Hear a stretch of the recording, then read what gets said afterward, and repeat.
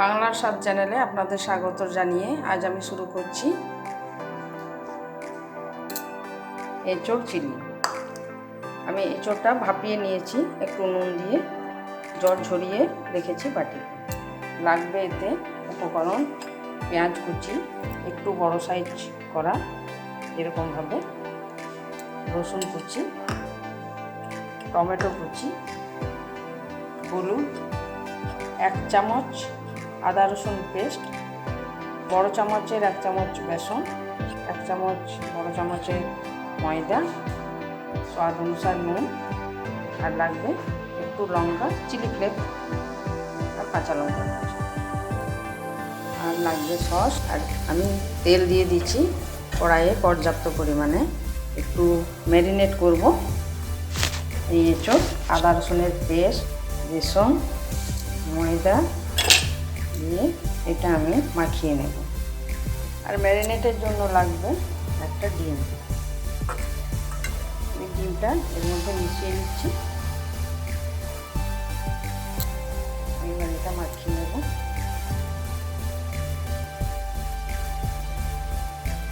মাখানো হয়ে গেছে, এবার আমি তেলে দিয়ে দিচ্ছি আমি একটু হলুদ। তেল গরম হয়ে এসেছে, এবার আমি এঁচোড়গুলো একটা করে দিয়ে দেব।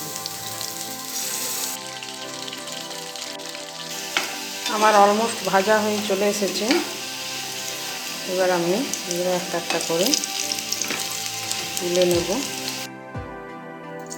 কাঁচা লঙ্কা, হলুদ, রসুন কুচি,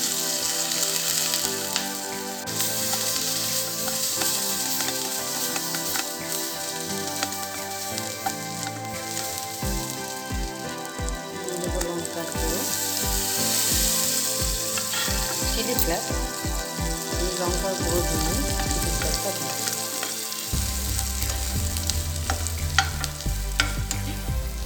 চলো পেঁয়াজ,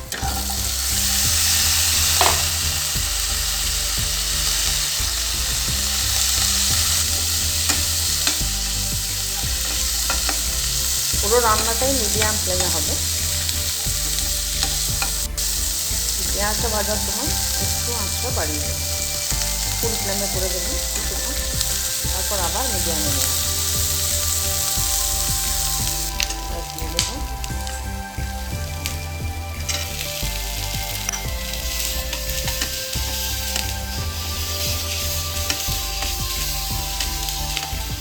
টমেটো, নরম হয়ে গেছে, আমি দিয়ে দিচ্ছি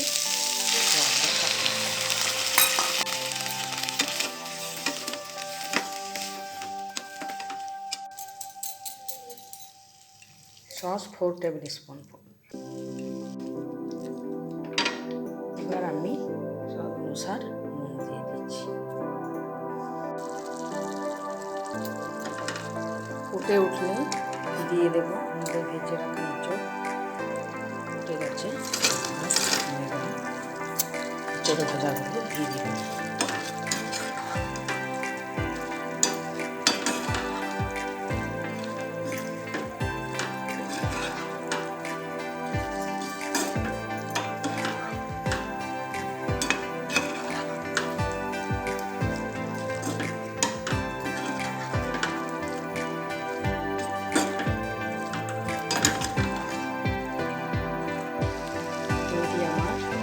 ড্রাই এঁচোড় চিলি।